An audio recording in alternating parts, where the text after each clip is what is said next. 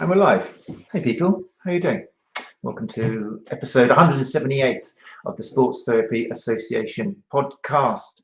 My name is Matt Phillips, creator of OneChatLive.com, and as always, this podcast is being recorded live on a Tuesday at 8 o'clock on the Sports Therapy Association YouTube channel and also on the Facebook page, which means we already have people flocking through the doors to join us for the live recording. For example, Glenn Murphy was first to the door, says a good evening and Merry Christmas to you all. That will be a saving on stamps, eh? Oh, very clever. Yeah, I see what you did there. Very good. The great thing is if you do want to join us live, if you listen to the podcast, then it means you can ask questions to our guests. In this case, it's going to be more of a chat and a discourse because obviously it's that winter season time of year. If you're listening to the podcast and you can't see the ridiculous hat I've got on my head and the beautiful trimmings of bells and all sorts of things around the screen, but you may want to go to YouTube because you do get the recording there as well. To see the visual delight and the full effect of everything. Nikki Mansfield here as well, saying hello, everybody. One more day of clinic to go. Then there's just all the unpaid admin left to do. Be self-employed, humbug. Thank you, Nikki, for bringing us down already. Thanks.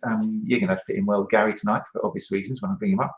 So anyway, yes, this is the Christmas edition. It's the last episode of the year. Another year gone by. We have gone from episode 131 in January to episode 177 last week. So in other words, that's 47 hours of education from specialists and educators within the medical and healthcare industry. And we're always saying, I said it at Therapy Expo, if you're looking for CBD, start off with the 47 hours this year, and then maybe go back to the 50 hours the year before, and then go back to the year before that, because we've been running for years now, years and years and years. And we've had some fantastic guests. And that's what the idea is today. In this episode, we're going to be looking back at some of those episodes. We're also going to be looking at how 2023 has been for the Sports Therapy Association and its mission to provide open, honest and ethical guidance to sports therapists, soft tissue therapists, sports injury professionals. And we'll also look at what 2024 will bring.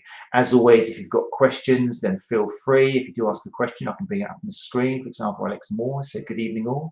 An early finish tonight means I can finally join you live. Typical. The one day I don't invite you to come, Alex, and you.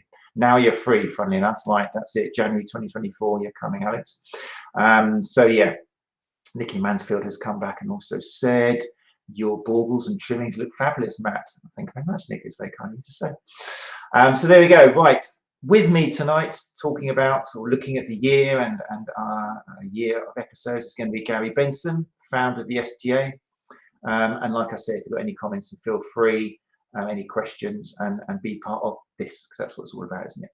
So without further ado, I think it's time to bring up the person who seems to enjoy Christmas more than anybody, more than my 8-year-old and 6-year-old. Absolutely, he is like a child himself when it comes to this festive time of year. So I'm going to bring up the founder of the Sports Therapy Association, Gary Benson. Hey Gary, how you doing? Evening, Matt. There are no words, are there? No words. Those of you listening to the podcast, then I should probably just describe Gary's attire tonight. It's amazing effect because it's a black Santa's hat. I didn't even know they made, and across the front on the white band is bar humbug. So there we go. We look like I had it commissioned especially, Matt. We look like Drew Barrymore and whoever was the bad one in Batman. I can't remember that. Nikki Mansfield jumping in. Anyway, thanks for joining me, Gary. Great to see you at this time of year. Yes, pleasure to be here, Matt. Are things winding down now? We joke about you being super busy, but is there a little bit of a tail off now? We're getting towards Christmas and the New Year. No, unfortunately not.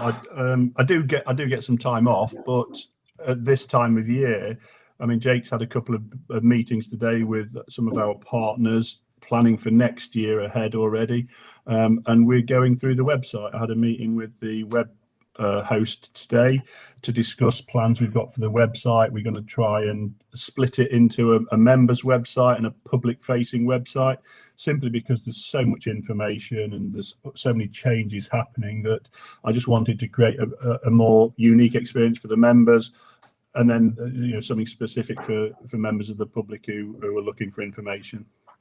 Amazing.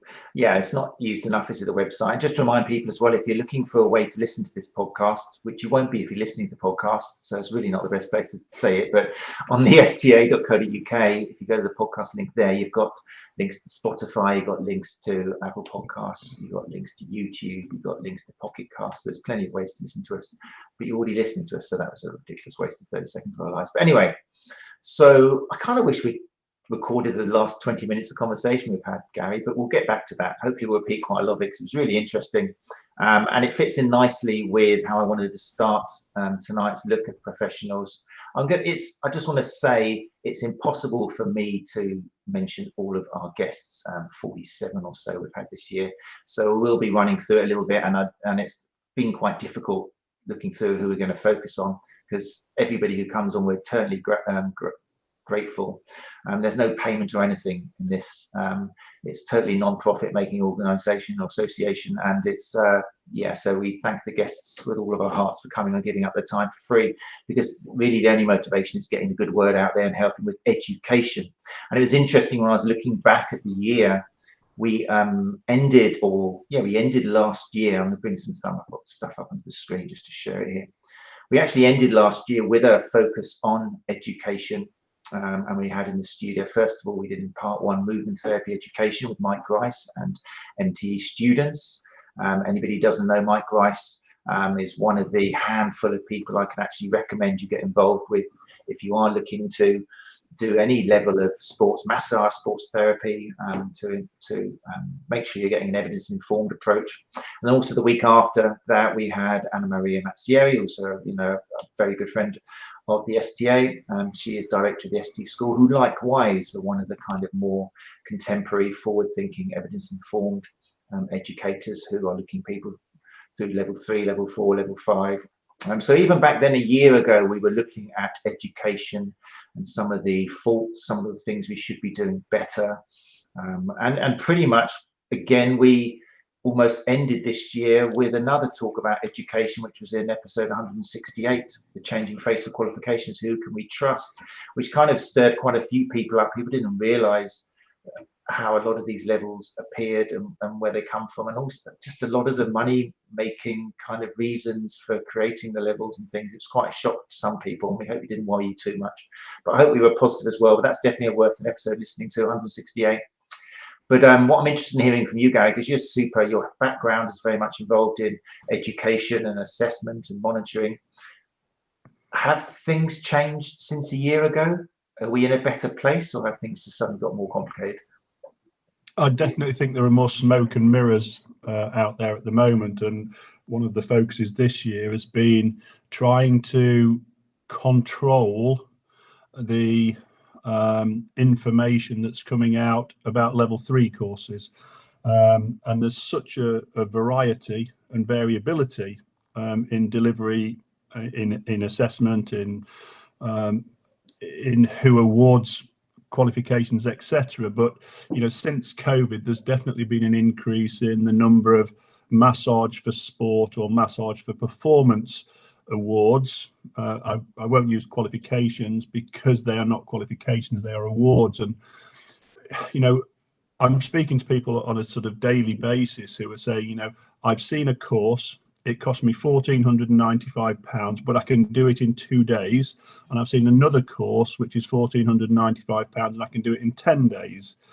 And what they're looking at is the travel, the accommodation for the longer course, and thinking that's going to work out far more expensive than if I do the majority of it home study and just pop in for an assessment or a day's massage and an assessment.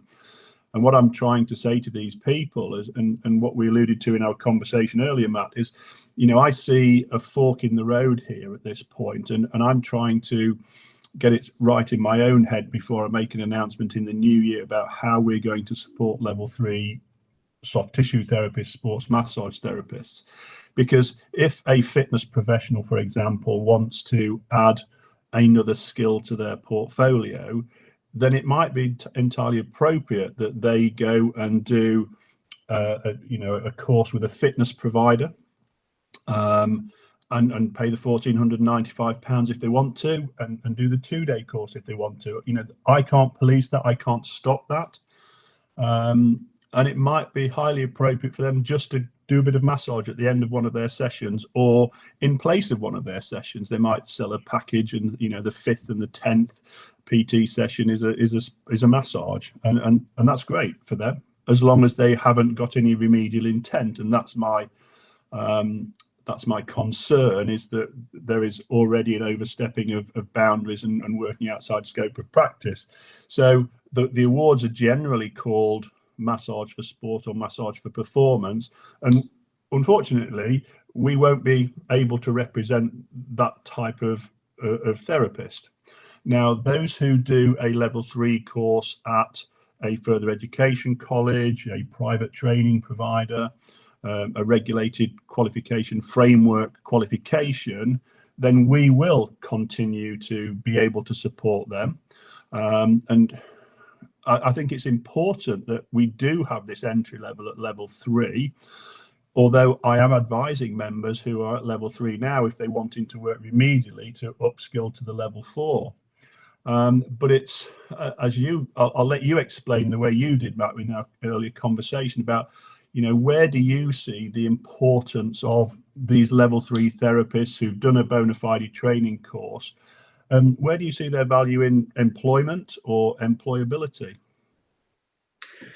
I mean, I've always really championed the level 3s, and by that I mean people who are not involved with injury. I mean, it's so tricky in the level 3s. You're told you're allowed to work with, what's the expression they use? I can't remember this now. It's not injury. It's like, basically pathological tissue. Yeah, if there's any sign of injury or any kind of sign of inflammation, they're not. Or basically all you're allowed to do is kind of calm someone down by giving them a slower massage, and then you can speed someone's up by giving them kind of as if you're doing a pre-event massage or something. And that's basically it. You know, you're not allowed to get involved if there's any sign of injury. And part of the course is that, knowing when you've got to go, no, I need to refer you out. But for me, when I was kind of working level 5 in the clinic, I'd often turn around and look at kind of other people in the clinic. We were kind of a team of about 10 who were level 3s, and just think, wow, there's such beauty in what you do, because the people we had working with us didn't want to get involved with the injury. They would refer out, and they were pretty much experts in referring out if necessary, but they would devote their time to getting people in and then either calming them down if that's what they needed, or maybe pre-event or something, kind of working them up. And they were experts in that, especially when it came down to calming someone down. And they could play around with all the different modalities. They could play around with different lighting and music and all this context, which is so important. And if anything, evidence is showing even more now how important the context is to get the desired results on the nervous system, etc., etc. And I think they're a really important part of healthcare for 2 reasons, because sometimes the person needs calming down. And massage has been shown, not for everyone, but for a lot of people, to affect the nervous system in this way. And it's an excellent way as part of multidisciplinary care, just to get that sensitivity down, which can be a really important part of recovery if it's linked with other stuff, which other professionals should be doing, which is the whole idea of multidisciplinary care. But also, one of the things I'm hoping this podcast has shown, as we've talked to surgeons and GPs and specialists, the massage therapist is a hugely important potential for discovering things that can be undiagnosed for 5-10 years, because a massage therapy is going to have that alliance if you're asking the right questions. Okay, it might not be the first session, but once you've laid your hands on that person and you've got that therapeutic alliance, which we are experts at, especially at level 3, which is why I worry about people going straight to 4 or 5. That time you're spending with hands-on in the year, which normally I recommend at a level 3, if you're new to the game, is all about developing therapeutic alliance, answering the right questions, seeing people who come in with all sorts of problems in the world, knowing how to deal with it when people cry, and also, most importantly, knowing when to refer on, getting that confidence to ask about not just pelvic pain, but pain when going to the toilet, pain during sex, erectile problems with the guys, all these things which we have heard time and time again, specialists saying you need to ask these questions and then refer them on, because you could be changing that person's life. So I really champion level 3s, and I think it's a hugely important part of healthcare, as long as they're evidence informed. That's where the word comes in. And I'm hoping, I think what we want, the work we do is, yes, we're saying if you want to work with injury, then you need to go to level 4. It's very simple. But don't be afraid if you just want to be even just is the wrong word. If you want to be level 3 and form that important part of healthcare, then that's great. I'm almost jealous because it means your job is to make people feel great, to relax them down, and also watch out for red flags, which could literally change that person's life if you spot them, whereas a lot of other professionals are missing. So I think it's a massive thing, level 3. I think we should pay homage to people who want to stay at that level. And if anything, there's no reason why they should get paid less, because some of the skills they're using to extract information and spot stuff is hugely important in that person's welfare.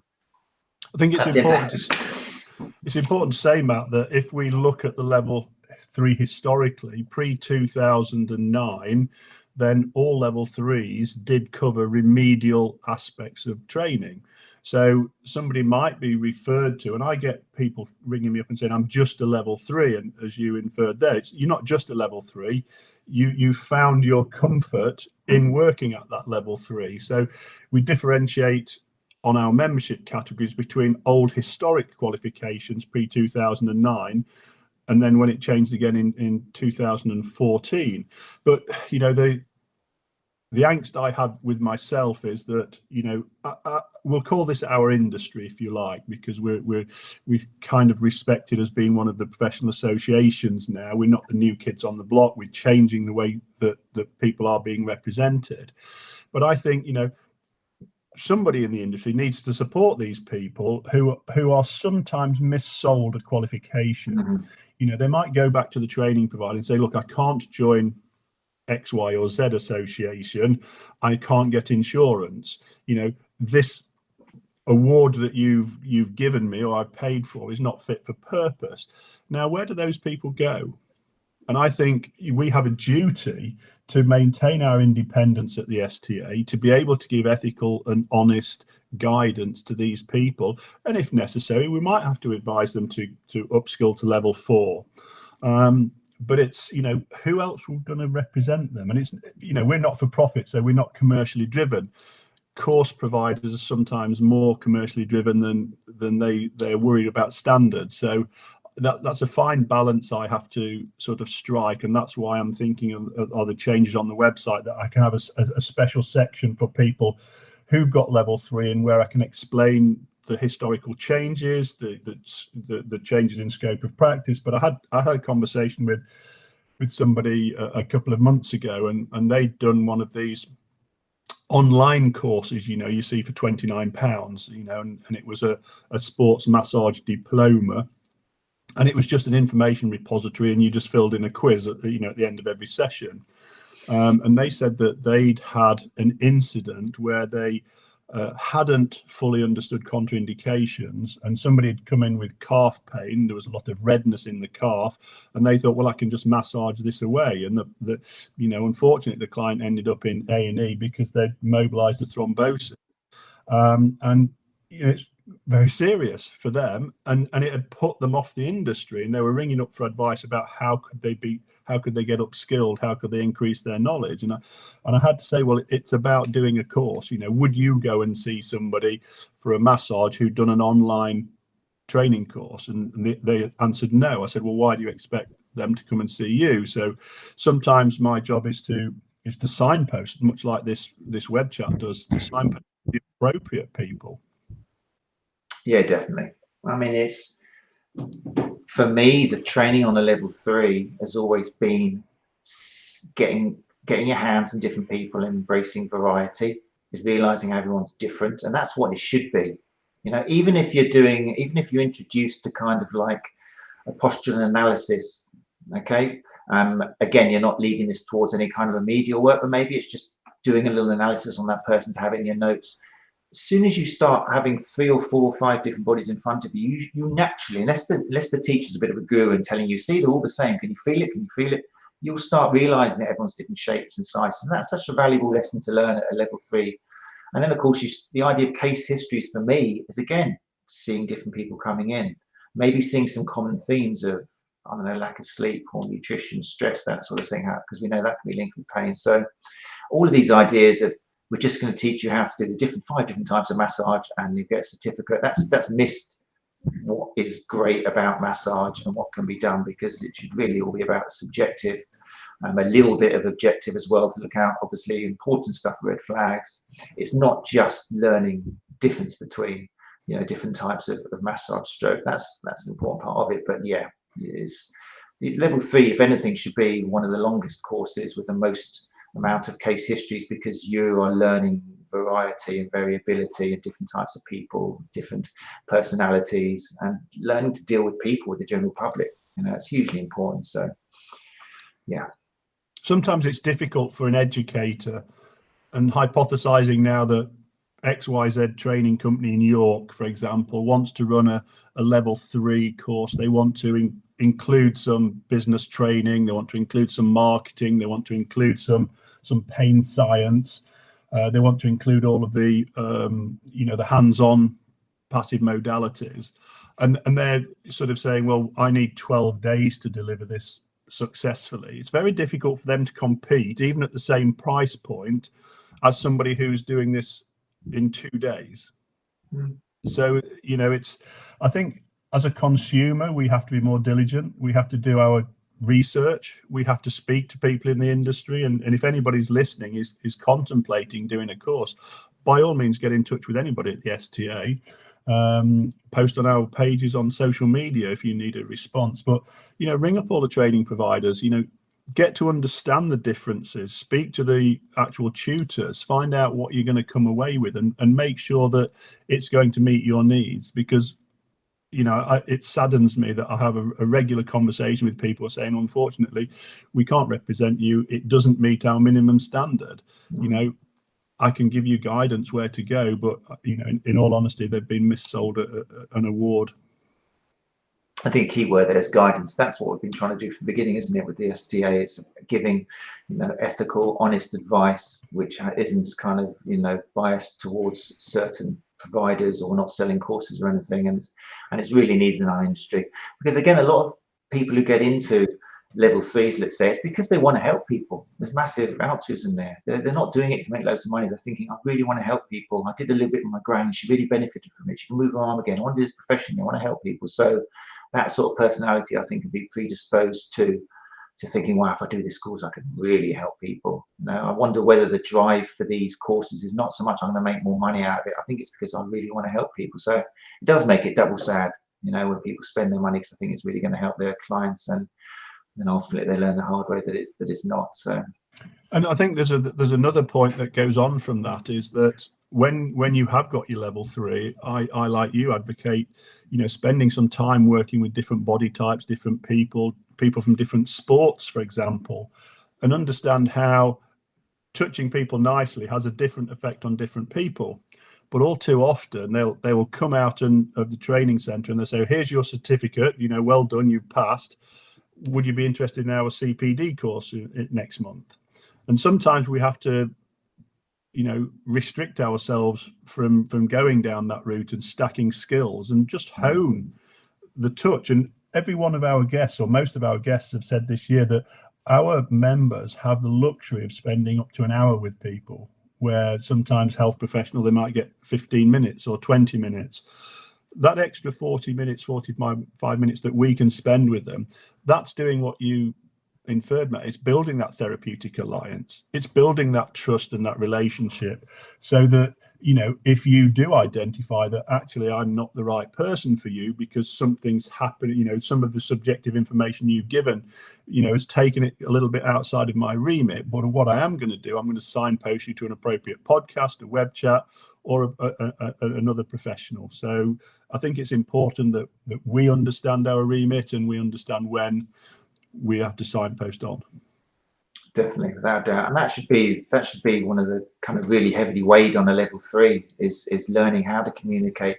And we've had guests, we've done whole months focusing on communication and behavior change, because that's such an important part of it. There's no reason why you can't be a level 3 therapist who doesn't work with injury but still become an expert in communication and empathy, and asking the right type of questions, and listening, reflective thinking, all of these things, because that, more often than not, is not what you feel that's going to tell you that the person needs specific help. It's going to be what you hear whilst they're lying down, you're giving the massage, and they start opening up, saying, I'll tell you what is strange. I mean, I've always wondered, because I don't know, my both my parents had hip replacements, and that's really what I'm worried about. I haven't said it till now, and then suddenly you're thinking, wow, you didn't put that in the notes, but now you're opening up and telling me about that. So now I'm thinking this hip pain you've got might be a congenital thing, it might be hereditary, and now that links with something else that I noted down, and I think you should go and see your GP just to check that it's, whatever you suspect it could be. So yeah, I'm big on level 3s as long as they're educated properly. I think they're a really important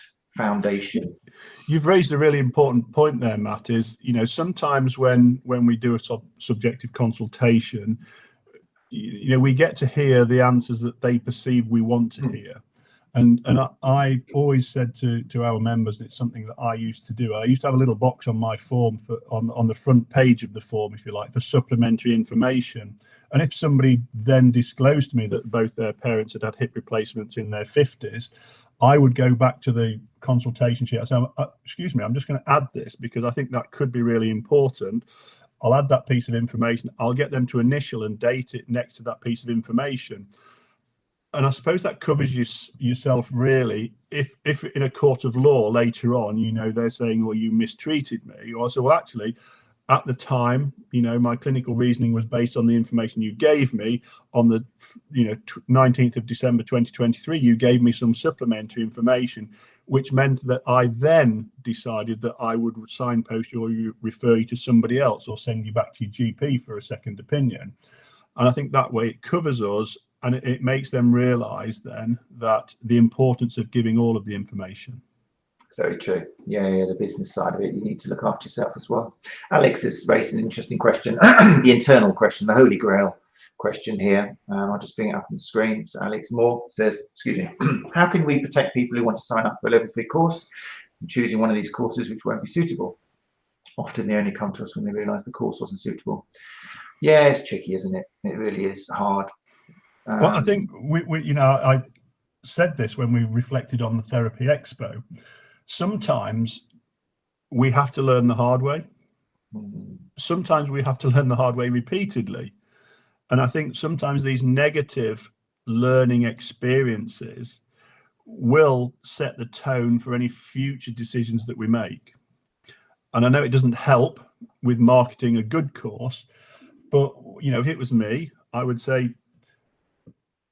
if you want to come and train with me, I will offer you a premium learning experience. It will be gold standard. This is what I expect from you. This is what you expect from me. If you want to go and do a 2-day course, for example, with XYZ training provider, see if they will give you the same promises. See if they will support you after you've, got your award and you've closed the door, because sometimes the training provider, and with the greatest respect to them, that's their job. They're educators. So I say let the educators educate and let the professional association support you in your therapy journey. But it's really about extolling the things that you do well rather than highlighting the things that other people do less well, because I think that's a less professional approach. Yeah, definitely.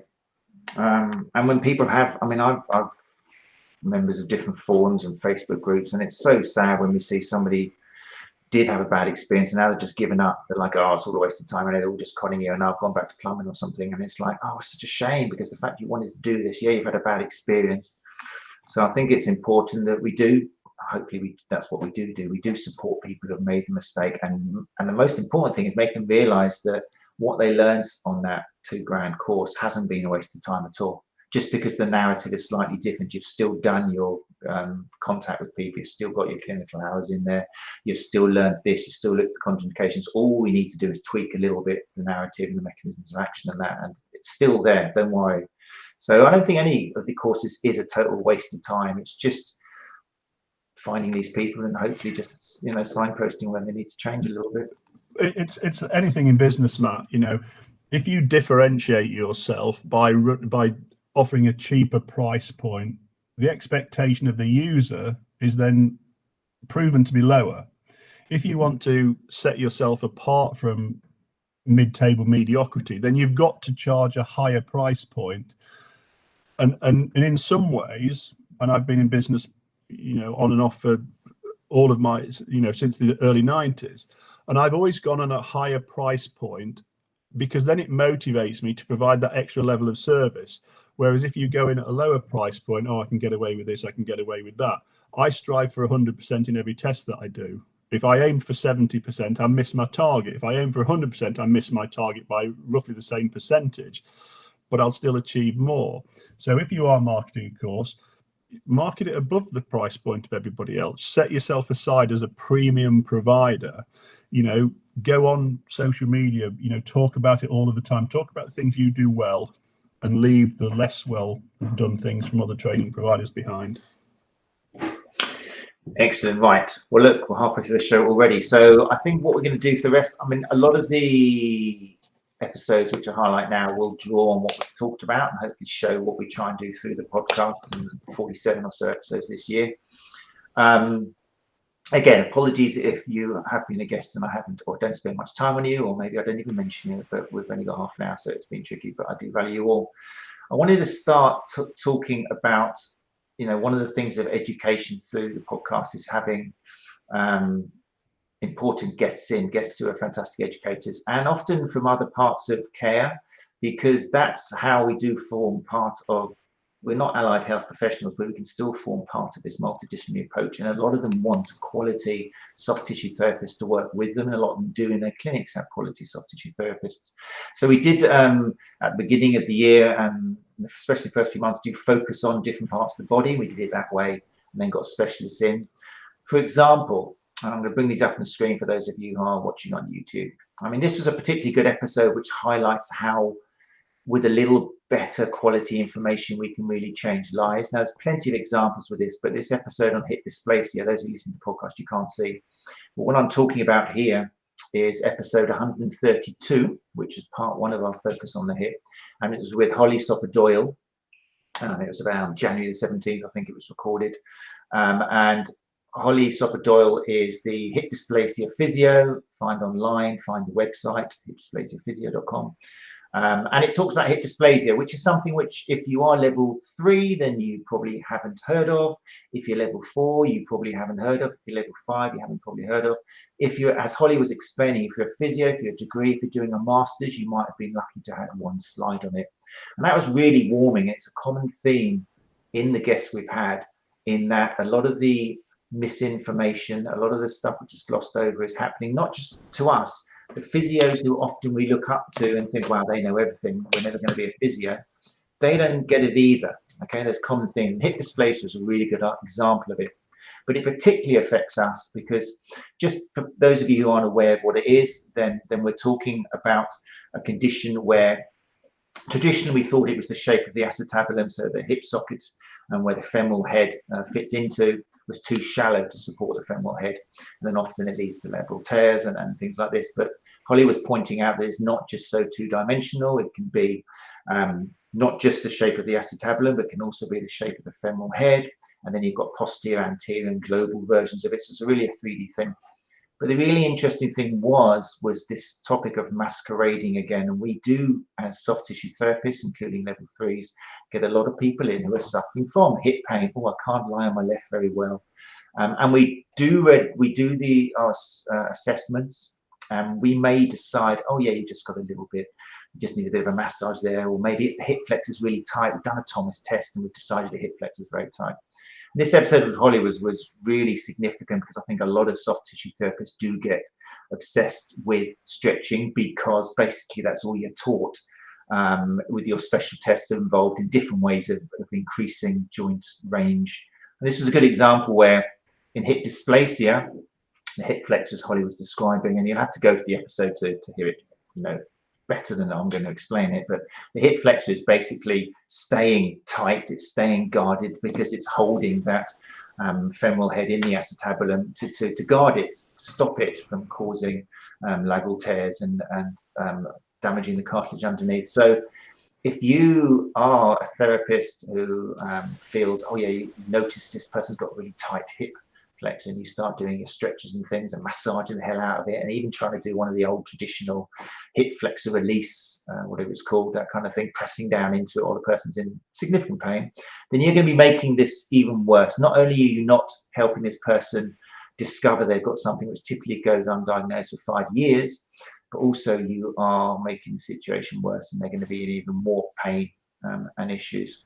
I mean, it's a good example, like Holly stressed. I'm spending a bit of time on this because this kind of topic raises its head again and again because of the misinformation, because of the masquerading for other kind of hip problems, anterior groin pain. Typically, hip dysplasia, which affects women more than men, goes misdiagnosed for an average of 5 years. And also, they typically people will see 3.5 clinicians. I know that sounds a bit weird, but on average 3.5 clinicians before it gets properly diagnosed. So connecting with what we're talking about, if you can be that level 3 therapist who asks the questions when someone comes in complaining about their hip, have you got any birth history? And that was a big one that Holly suggested. Have you got any birth history where you kind of managed differently when you were born? Or have any of your family had any problems with hips, like we mentioned before? Are you particularly mobile? Have you got a party trick? Are you the person who puts their leg behind their neck at a party and everyone claps, and you thought it was actually a celebration? Where really we know, thanks to specialists, that this is a sign of maybe something like Ehlers-Danlos syndrome or something. And then yes, we're level 3, but if we ask the questions and they tick the boxes, then we can say, you know what? I really want you to go and get checked out because you're female, you're late teenager, 20-year-old. I want you to go to your GP, and just say that you've seen that somebody who's suggested you get checked out for dysplasia. And you could be the person that stops that person from wasting 5-10 years and ending up in severe pain and having to have serious operations, which Holly had to have, unfortunately, and her sister, because it went undiagnosed. So that was a great example of something we try and do on the podcast. It's showing how, yes, you might be a level 3 therapist, you might be level 4, and you might be a level 5, but it's thinking, oh no, I'm not a physio. But we can do so much to that person who comes into us because they're in pain if we're evidence informed. It feels like I've just talked for an hour. Gary, please jump in. No, you're doing well, Matt. Carry on. No, that was it. I mean, that was, and that's a nice episode which sums that up with Holly. And I definitely get you, it's worth checking that out. The other thing which is so nice about the guests we have is they're sitting around a table with us. It's like the STA Theatre at Therapy Expo. They really manage, all of them, I don't know how I pick them, but they all manage to feel like, and I get this as feedback, that we're just chatting around the table. It's not there, some guru at the top, talking down to us whatsoever. It's really easy to learn, listen, and put stuff which our guests say into practice. So Holly Soper-Doyle, that was episode 132. And it wasn't just then. If you're into hips, if this has excited you, then we did go on and we had some amazing other therapists. And Dr. Sarah Rollins definitely needs a mention as well. Dr. Sarah Rollins spent 11 years training and serving as an army GP. That's the level of guest we had. You guys really are spoiled. I say jokingly, but actually telling the truth. She left the army, took up a post in the Ministry of Defence as a civil servant GP. And then 2012 moved into Aldershot for Regional Rehabilitation Unit, and she's continued working with the Ministry of Defence since then. And so privileged to have someone of Dr. Sarah Rollins' education and experience talking about buttock pain. And again, a large chunk of this episode is about how we might be taught on a course to get obsessed with soft tissue release for the piriformis. Oh, I know what this is. It's not your glute at all. It's the piriformis. We did this on, and you get obsessed with that, and you can miss serious other conditions because you're a little bit obsessed with what you got taught.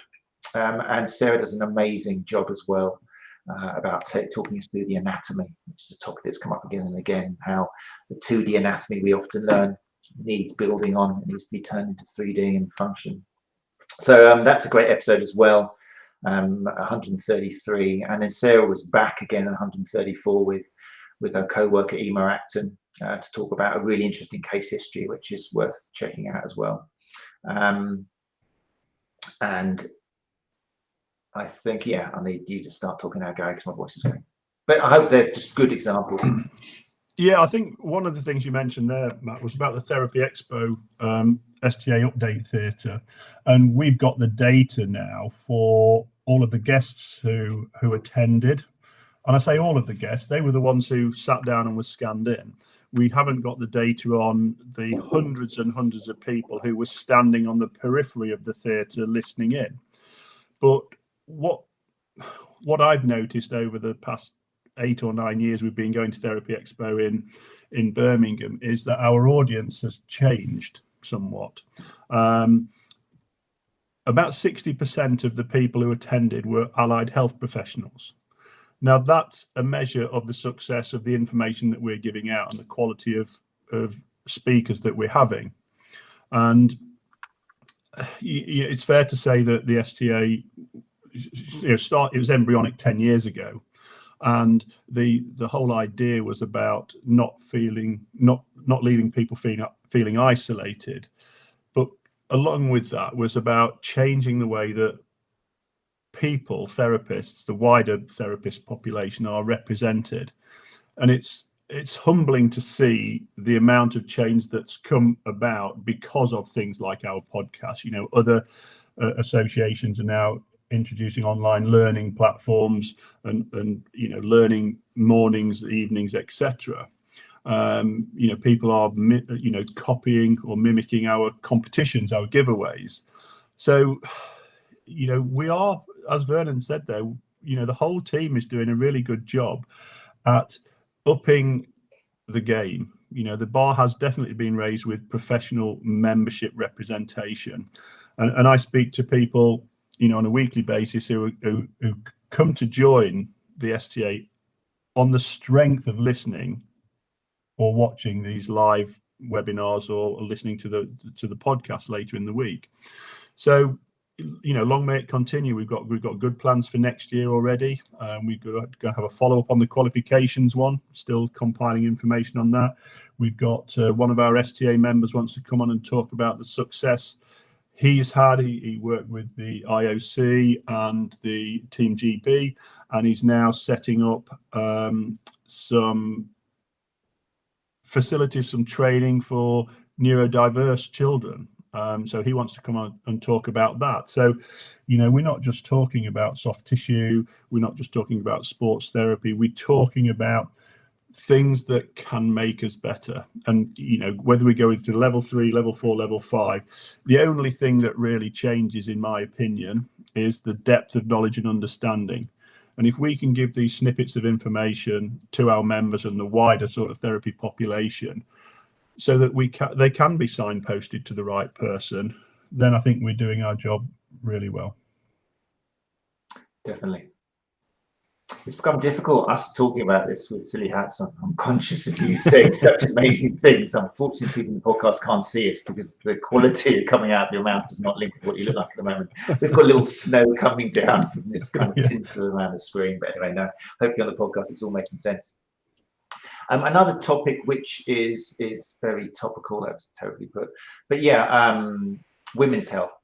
We've had a massive year of hopefully helping therapists understand of all levels how important it is to differentiate in some cases when women do come into your clinic, whether it's they're recreational athletes or elite athletes or anything.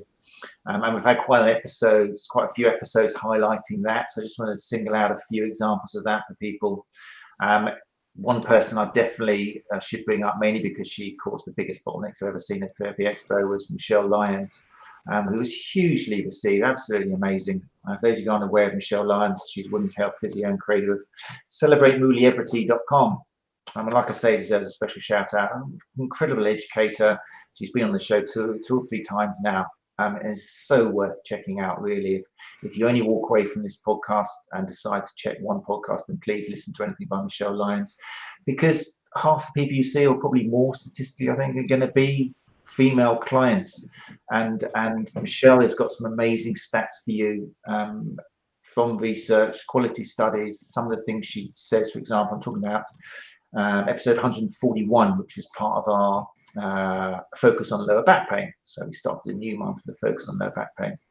And Michelle was talking about things like highlighting the implications of the fact that in research, only about 6% of sports science research is done on females. So much information they've had has been, on male bodies and the way guys work. And obviously we know that the anatomy is different, the chemistry is different, and the life is different. There's so many different factors.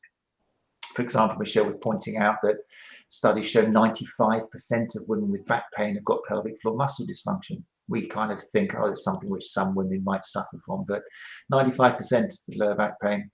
And she drew attention to a lot of the misinformation that sadly is out there, but we can just tweak a little bit. Pilates, for example, is really, I remember her in that episode saying that during the Pilates era of tighten your core, which sadly some people are still doing, not all Pilates teachers have been in a circle where they have managed to move forwards, and we've had guests on the podcast trying to do that, Raphael Bender, for example. But yeah, during the tighten your core kind of 5 or 6 or maybe in a decade, there was a higher incidence of bladder leakage in Pilates teachers.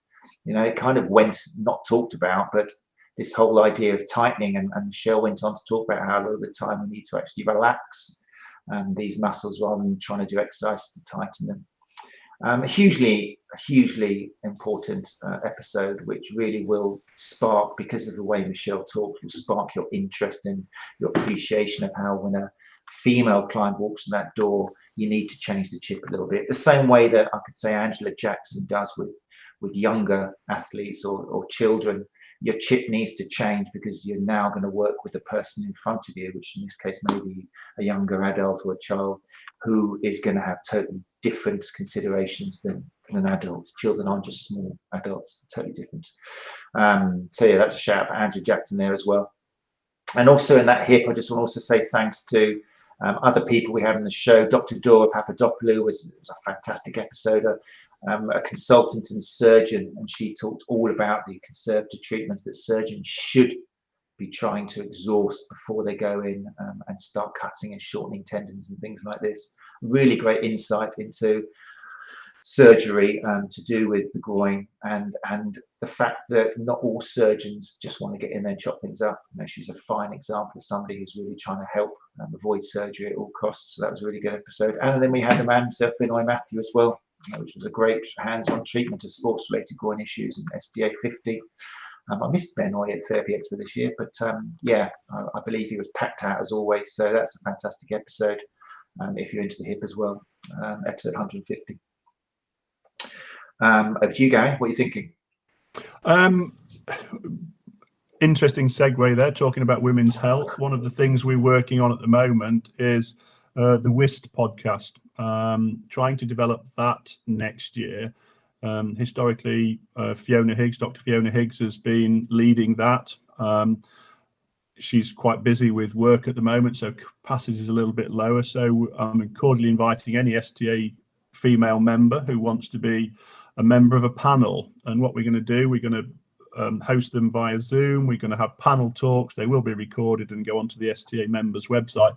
But just to talk about all things women's health, you know, whether it's vulnerability, whether it's period health, whether it's the menopause journey, whatever you want to talk about, you know, you're in charge. So I'll be sending out something in the newsletter. I've got a couple of people already involved and interested, and I know that Sonia spoke at the Therapy Expo about wanting to get involved. I'm sure Anna Maria wants to get involved.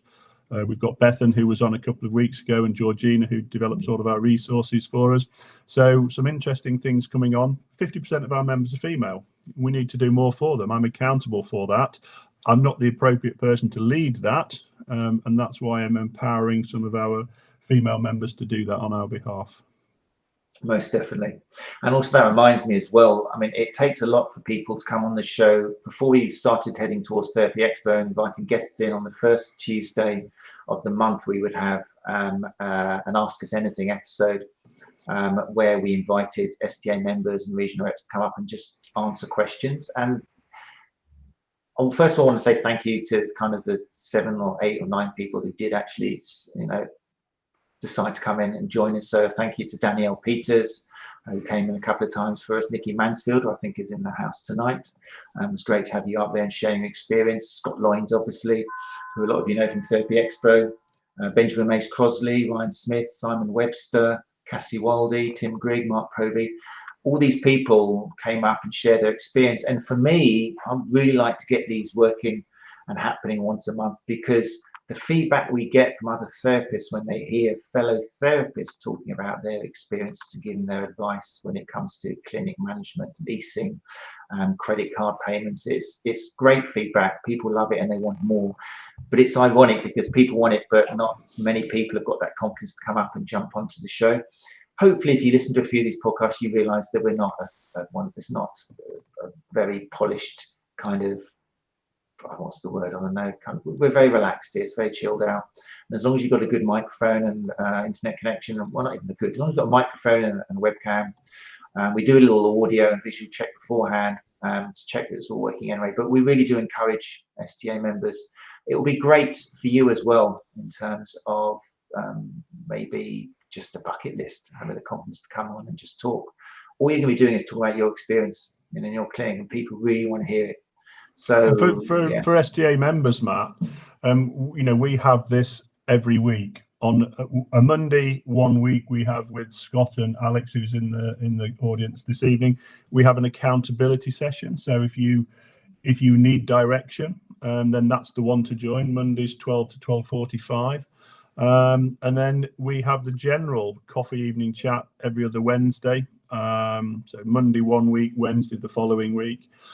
We will talk about absolutely anything, whether it's choosing CPD, whether it's vulnerability issues, whether you're a new member, you can just pop in, and they run for 90 minutes. So they're happening every week for STA members. So come along to some of those, build up your confidence of being online, and then transition to this. I mean, just look at the guests we've had before, Matt. Liz Bailey, we had to persuade and cajole her to come on to the podcast, and she's world famous now, isn't she? She's everywhere. There you go, traveling everywhere. And it's true, it really does help with confidence. And everybody who's come on the first time, once the camera stops, it's like, oh, that was actually quite fun, and you might, it's a real good confidence booster, and it really helps other guests and inspires other guests to do it as well. So have a little think. Maybe that could be your New Year's resolution as an STA member. I'm going to go on and just talk about what I do in clinic, because people do want to hear it. If you're thinking no one wants to hear from me, people really, I guarantee it, members email us. They really want to hear from you. They want to hear it from the horse's mouth. So yeah, think about it anyway.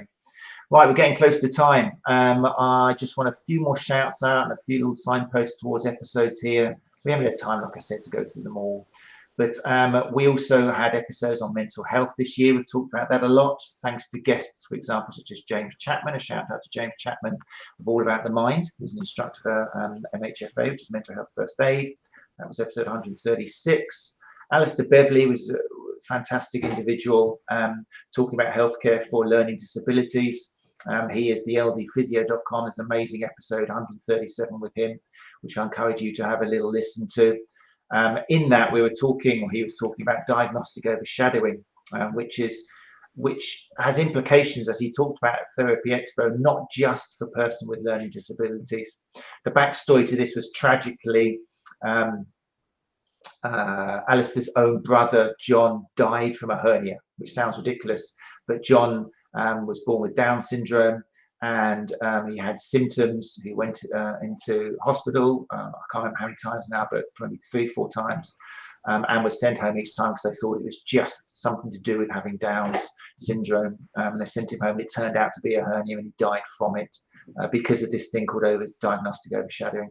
But Alistair was interesting, and he's really doing a lot now with courses which are coming out next year to show how much we can learn from the work he's done of working with people with learning disabilities in terms of communication, in terms of making sure that we don't suffer or we don't promote diagnostic overshadowing with elderly patients where we think, oh, they're just complaining about it because they're old, or younger patients, they're just wriggling around and not sitting comfortably because they're just young and full of energy. So it's a really interesting topic which can improve your ability to diversify and consider the patient in front of you. And Alistair Beverley, again, is such a great inspiration. So that's definitely worth listening to. 137, that was. We did a focus months on CPD. Again, we don't sell courses ourselves for the STA. That would kind of encroach into what we think is unethical. We don't want to make money out of courses, but we will advise if we get good feedback from members, if we accredit it ourselves, because we can see that it's evidence informed, it's a good quality course. So there are episodes where we have talked about things like Dr. Gary Mendoza. It's actually retiring now. Happy retirement, by the way, Dr. Gary Mendoza. But that was an amazing course to do with behavioural change and motivational interviewing. Ben Cormack we've had on the show and talked about CPD. We had a fantastic episode, 165, with Dr. Claire Minchell and Claire Robertson. Claire Minshall's been on the show quite a few times. Very popular at Therapy Expo. Crowds turned away from the theatre, very disappointed they were. But we've got at least 4 hours with Claire here on the STA podcast as well. Angela Jackson, again, a fantastic educator, particularly working with the younger athletes. She's here on STA 169. And the nutrition month I haven't even touched on, but I just want to again say thank you before the year closes to people like Lucy Gilbanks, who talked about relative energy deficiency in sport in 153. Lucy Williamson, Dr. Lucy Williamson, which was all about the gut microbiome, which was a fascinating insight into nutrition, which is something we should all be aware of, again, to red flag things when people come in and to guide people to seek the right guidance with somebody out of our scope. We had Faye Townsend talking about sport nutrition myths. It was a hugely good month. I would recommend definitely listening to 153 to 157 and just getting a great insight into nutrition. Really important. And of course, we put these all together and had Therapy Expo. So all the lead up to Therapy Expo, if you enjoyed seeing people at Therapy Expo, then check out 10 or so episodes beforehand, and you will hear further information from many of the guests who you saw in the STA Theatre. And we've already continued exciting topics for the new year. Last week's guest with John Scriven of Move Well, looking at physical literacy, which again, you'll probably hear the term here first of all if you went to Therapy Expo. Physical literacy is something which is a really nice way of encapsulating what we need to help our people in pain, help people move better. It's almost like a slightly more applicable look than the biopsychosocial model. It's kind of more of a tangible, put it into action way of, we know all of this, we know the psychosocial is so important, but how does that affect the way we look after our clients? So I would very much get you to check out STA 177, episode 177 with John Scriven last week. And that takes us to 8:59. So just before I hand back over to Gary, if you listen to the podcast, maybe it's the first time, follow us. Okay, we're UK_STA everywhere on social media, Twitter, Instagram. You can find us on Facebook. We've got a members only group, obviously, encourage members to join that. And then we've got the open group as well, and the Facebook page, and then the website, the sta.co.uk. It's not all just about the podcast. We've got plenty of stuff on social media as well. Over to you, Gary Benson. Thanks, Matt. Just to follow on from that, if you are listening to the podcast, and we are live on Facebook, so why not share the fact that we are live and try and get us out to your networks as well as our existing network. I'd like to take this opportunity to wish everybody a Merry Christmas and a Happy New Year, and enjoy the festivities safely. Enjoy some time off if you can. Keep warm if you're pitch side, if you can't get the time off. But finally, to say thank you to the STA team, because without the whole team behind me, we wouldn't be where we are today. So Jake, who does the business development and all of the administrative processes behind, all of the competitions down to him, all of the relationships with the providers down to Jake, to Scott, who hosts the coffee evening chats, and to Alex, who hosts the coffee daytime chats, to Fiona for her work on the WIST podcast, for Georgina for all of the resource development, and to Abby for all of her graphic design. And finally, to you, Matt, for another excellent year of really interesting and informative guests. And, without this podcast, we wouldn't be where we are today. And it's good to see that we've a couple of times we've made the top 25 sports podcasts for various platforms. So that's really good. And I look forward to another year next year, Matt. Thank you very much. Definitely. And with that in mind, I choose the guests. I try and give you, what I think would be useful.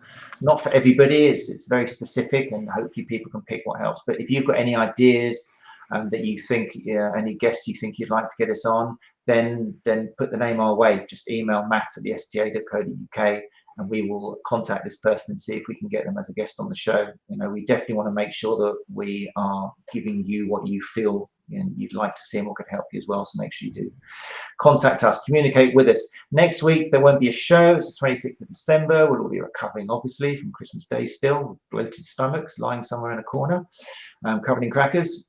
So it looks like really we're going to be back next year, which will be Tuesday, January the 2nd. We're not quite sure what we're going to do yet, are we then, Gary? But we'll have something planned by then. We'll think of something in the meantime. We'll think of something. We'll have a little meeting. But again, just to reiterate, it'll be nice next year. One of my personal goals would be to get new people who haven't been on the show before, just to come along and talk. One, because it'd be great for you, and two, it's because what our audience, we've got like 2,500, 3,000 downloads. That's what they ask for more than anything, is can we hear more from actual therapists, real life scenarios, solutions which work in clinic. And that would be really nice as well to get that going. So it would be interesting, Matt, for the 2nd of January, if anybody is available, STA members who would like to come on and join us and tell us about their plans for 2024. Ooh, New Year resolutions. That could be January the 2nd episode. STA members coming out going what their resolutions are in terms of business and clinic. And yeah, that'd be cool. Good idea, Gary. See, that's the way we should think. I've already decided to stop procrastinating. But I'm going to put that off until the end of January instead of starting. See, you did there, very good. I'll take a screenshot here. Alex Moore said that they will come on the 2nd. Have a rare night off. So that's Alex, definitely. There we go. Good. Alex Moore will be here in person. That's very nice to know. And also, let's put Alex's comment there before. That was nice and makes us all feel warm. Thanks for the great podcast, Matt. I learned more from these than a lot of courses I've done. That's very nice to hear. And we agree that you probably have. Because we know what sort of the courses are like out there, but that's really nice to hear. We do hope that we do complement courses and we provide some great CPD. Glenn Murphy has said, quite right, Gary. What was Glenn? Keep up the good work, STA, proud to be a member. Can't remember what Glenn was referring to there, not quite sure. That was just thanking the team and the success of the very nice. Thank you, Glenn. Thank you for your support. Thank you for people who join us live as well. We appreciate that there's so much other things you could be doing, but it's so nice we have regular people who come and join us because it just keeps the content live and spontaneous. Nikki Mansfield as well, who I mentioned earlier on, who's been on the show. Nikki says, you have a wonderful team of lovely humans. It's a pleasure to deal with every one of them. There we go. Thank you, Nikki. Right, that's it. And Gary, thanks to you, of course. I'd be a fool not to say thank you to our founder, Gary Benson. Thanks for holding us all together. We are only as good as the inspiration we receive from top, and we are led by the person in front of us, who is Gary Benson. So thank you, Gary, for all your work. You're welcome, Matt. Thank you very much. No worries. All right, people, as always, take care of each other. Stay talking to us, Matt at the STA.co.uk, and we hope you have a great Christmas, those of you celebrate it, or winter break, those of you who don't, and a relaxing new year. We'll see you next year. Take care.